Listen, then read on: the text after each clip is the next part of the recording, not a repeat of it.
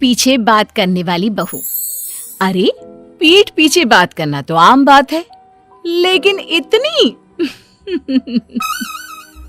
यार मेरी सास को तो जब देखो तब खाना चाहिए, देखती नहीं है कि मैं क्या कर रही हूँ। बस बहू प्लेट लगा दे, बहू रोटी बना दे। अरे पता हुआ क्या हुआ कल? तो ये है रीटा। इनको दुनिया के हर गम ने घेरा है। इनके अनुसार यही तो है जिनसे ये कायनात चल रही है, और यही है जिनके पास जीवन का सारा दुख है। अरे यार तुम लोग मेरे घर आओ ना, मैं पार्टी करती हूँ। बोलो कौन कौन क्या क्या खाएगा? यार कुछ हल्का सा स्नैक्स ही बना लेना। यार मेरे लिए तो कुछ हेल्दी ही रखना। वैसे भी ना तेरे घर तेरी सास के बारे में सुन कर ना बहुत डर लगता है। बस अब क्या था, किसी ने रीटा की दुखती रग पकड़ ली वाली बात हो गई। ना पूछ मेरी बहन, मेरी सास ने तो स्यापा ही पा रखा है। अरे पता चलेगा ना कि मेरी सहेलियां आ रही हैं, देखना कैसे मुंह बन जाएगा उनका। मैं तो अभी से तुम लोगों को बोल रही हूँ, कुछ भी कहती है ना तो प्लीज मेरी खातिर सुन लेना यार। वो क्या है ना सहेलियां एक बार फिर से कान में हाथ लगाती है कि रीटा अपनी सास की बुराई शुरू कर देती है तो शुरू ही हो जाती है। खैर बाद में रीटा तो वहां से चली जाती है, लेकिन उसके जाने के बाद यार इसकी बातों से तो लगता है कि इसकी सास खूंखार है, तो क्यों चल रहे हैं हम लोग उसके घर फिर? अरे यार क्या करे, बहुत दिनों से बुला रही है। सास ने कुछ कहा तो मैं तो उल्टा करारा जवाब दे दूंगी। चलो बोल दिया है तो जाना तो पड़ेगा ना। दोनों सहेलियां अगले दिन रीटा के घर जाते हैं, जहां रीटा दिखाई नहीं देती। अरे तुम दोनों स्नेहा और पारुल हो ना? लग रहा है सास है। हे भगवान, ये रीटा भी ना किसके हवाले करके कहाँ चली गई? जी आंटी नमस्ते। अरे जीती रहो। बच्चे को नहीं ले आई? अरे उन्हें भी ले आना चाहिए था ना। बैठो मैं पानी लाती हूँ, रीटा आ ही रही होगी। सास दोनों के लिए पानी, शरबत और मीठा लेकर आती है। आंटी रीटा कहाँ है? वो क्या है ना, आज वो जल्दी उठ गई थी तो अभी सो रही है। मुझे तो बाद में बताया कि तुम लोग आ रहे हो। बेटा खाना तो मैंने जैसे तैसे ही बनाया है, खाकर बताना कैसा लगा।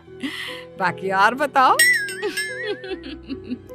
फिर क्या था, स्नेहा पारुल तो सास से इतना घुल मिल गए कि उन लोगों ने रीटा को पूछा ही नहीं। खाना पीना करके वो निकल रहे थे कि अलसाई सी अंगड़ाई लेती रीटा सामने खड़ी हो जाती है। अरे तुम दोनों, कब की पार्टी रखी थी मैंने और कब आ रही हो?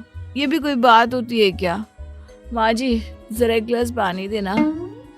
सास पानी लेने जैसे ही जाती है, आदत के अनुसार रीटा शुरू हो जाती है। देखा, मेरी सास को काम के नाम पर तो नानी मरती है, किसी से बात करके राजी नहीं। पता नहीं बुढ़िया को किस बात का घमंड है।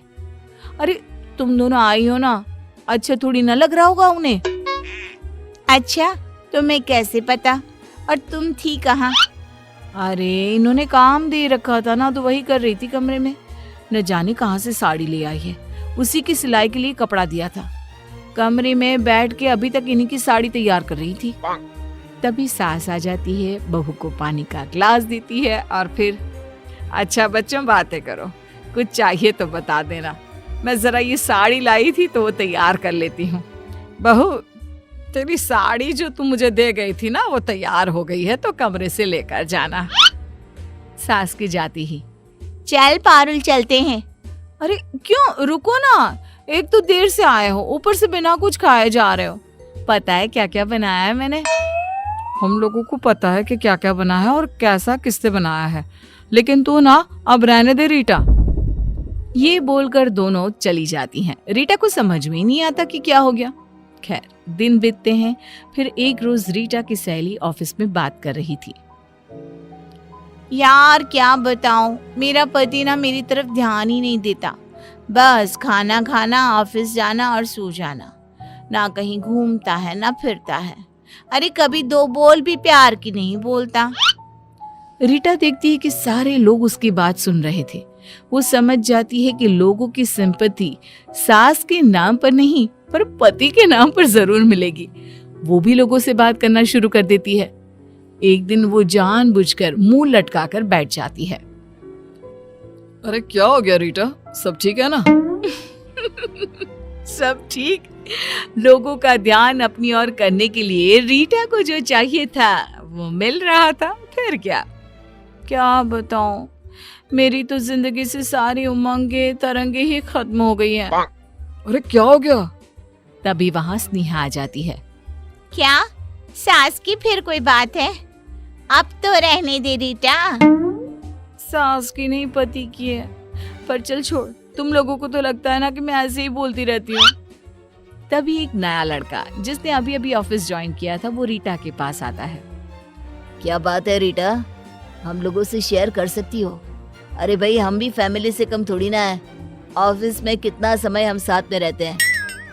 रीटा भी, जो कि सिर्फ पति की बुराई कर लोगों से सिंपैथी लेना चाहती थी। क्या बोलूं, मेरे पति तो सिर्फ मेरे पैसे से प्यार करते हैं। स्नेहा, जो कि पहले से ही रीटा को समझती थी। कौन से पैसे? तेरे पास पैसे कहाँ से आ गए? अरे यही जो मैं कमाती हूँ। कहते हैं सारे पैसे मुझे दिया कर, नहीं देती हूँ तो मारते भी है। अभी कल ही की बात है। अब क्या था, रीटा को एक नया टॉपिक मिल गया, पति।